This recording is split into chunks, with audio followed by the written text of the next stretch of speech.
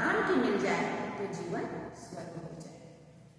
आगे देखते हैं कि तज्जो पिता प्रहलाद, अब यहाँ कुछ उदाहरण उन्होंने दिया है कि तज्जो पिता प्रहलाद विभीषण बंधु भरत महतारी। अब ये अंतर कथाएं आपको जाननी होंगी कि ये पिता को प्रहलाद ने क्यों त्यागा, विभीषण ने भाई को क्यों त्यागा, भरत ने अपनी माँ को क्यों त्यागा, और बलि गुरु तज्जो कंत ब्रज बनितनि भय निर्मल है। कहते हैं कि पिता को प्रहलाद ने त्याग दिया, हिरण्यकश्यप जो महान अहंकारी और खुद को विष्णु कहलाने वाला आतताई था और जिसका पुत्र था प्रहलाद, भगवान विष्णु का भक्त, उसने पिता के विरोध में समाज को जागृत किया कि नारायण हिरण्यकश्यप मेरे पिता नहीं, परंतु नारायण तो कोई और है। भगवान विष्णु का, भगवान राम का उन्होंने वहां प्रतिष्ठा की, लेकिन हिरण्यकश्यप नहीं चाहते थे कि प्रहलाद हमारे विरुद्ध समाज को जागृत करे, जागरण के रूप में सारी जनता को हमारे विरुद्ध कर दे। तो उसने पिता को त्याग दिया। पिता ने प्रहलाद को मारने का प्रयास किया। ईश्वर की जो आशीष है, ईश्वर का वरद हस्त था प्रहलाद पर, वह होलिका के साथ भी आग में नहीं जला और होलिका जल गई, प्रहलाद सुरक्षित रहा और नरसिंह अवतार लेकर के प्रहलाद के पिता का अंत किया ईश्वर ने। तो पिता का त्याग किया प्रहलाद ने। विभीषण ने भाई रावण का त्याग किया, क्योंकि रावण ने भगवान राम से शत्रुता मोड़ी, सीता का अपहरण किया। भरत ने अपनी माँ कैकेयी का त्याग किया, क्योंकि कैकेयी ने अपने पुत्र राम, जो राम कौशल्या और दशरथ के पुत्र थे, राज्याभिषेक के ठीक समय में कैकेयी ने अपने 2 वरदान मांगे, भरत के लिए राजगद्दी और राम के लिए 14 वर्ष का वनवास। भरत ने अपनी माता का त्याग किया और 14 वर्ष वो स्वयं वनवासी जीवन व्यतीत किए। तो ऐसे संत पुरुष भी अपनों का त्याग करते हैं, जिनका स्नेह राम और सीता के चरणों में है। बलि राक्षस प्रवृत्ति का, जिसका गुरु था शुक्राचार्य, जिसने कहा कि वामन अवतार लेकर के ईश्वर तुम्हें भ्रमित करेंगे, तुम मांगेंगे तो कुछ देना मत।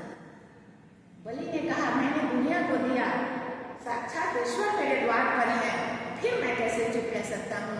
और उन्होंने गुरु शुक्राचार्य का त्याग किया और भगवान के दर्शन पाए और उनकी मांग को पूरा किया। कंत मतलब पति, कंत का अर्थ है पति। शब्दों के अर्थ जरूर जानिए, क्योंकि यह ब्रज भाषा में है। ब्रज भाषा के शब्द हैं, आप शब्द के अर्थ नहीं जानेंगे तो परीक्षा में आप प्रश्न ही नहीं समझ पाएंगे। ब्रज के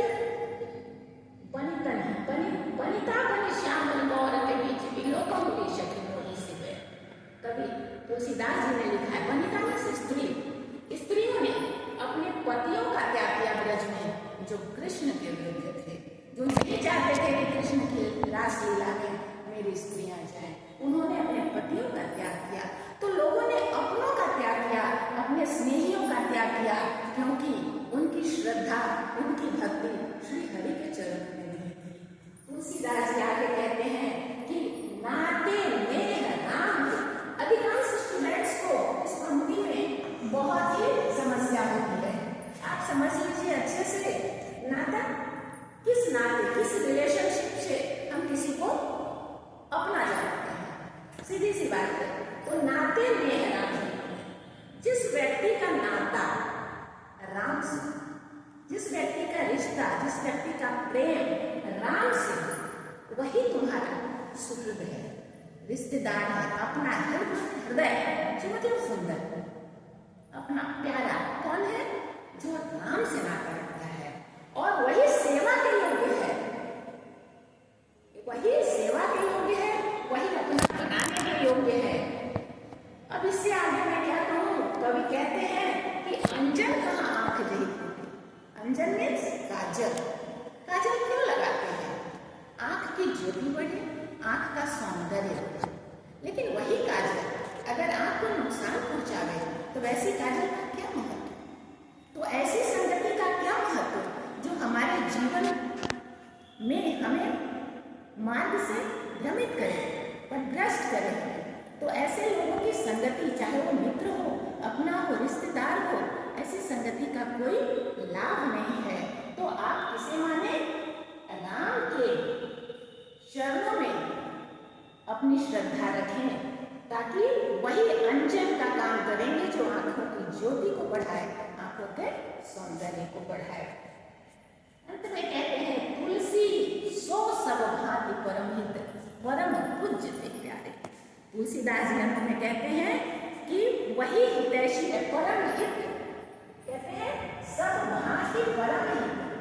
परम हितैषी कौन है और पूज्य कौन है और प्राण से प्रिय कौन है? एक प्रश्न आपके सामने उपस्थित करते हैं कि वह कौन है जो आपका पूज्य हो, पूजनीय हो, प्राण से प्रिय हो और आपका हितैषी हो?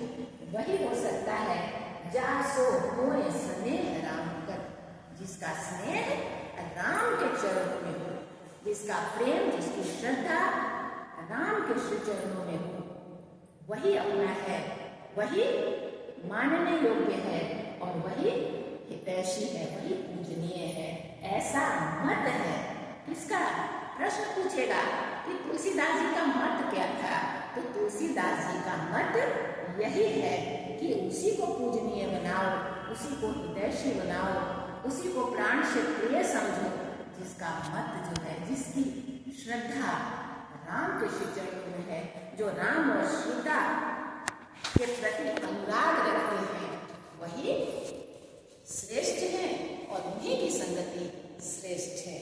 तो इस पद में बहुत ही सुंदर तरीके से भक्ति भावना से राम के सद्गुणों का, शील का वर्णन करते हुए कवि ने हम सभी पाठकों को, तत्कालीन समाज को, आज के समाज को और आने वाले समाज को मार्गदर्शन के रूप में अपने उपदेश दिए हैं, अपनी कविताएं रखी हैं, अपने दोहे, चौपाई और पदों का वर्णन किया है। आज के लिए इतना ही। फिर मिलते हैं अगले भाग में साहित्यिक परिचय के साथ।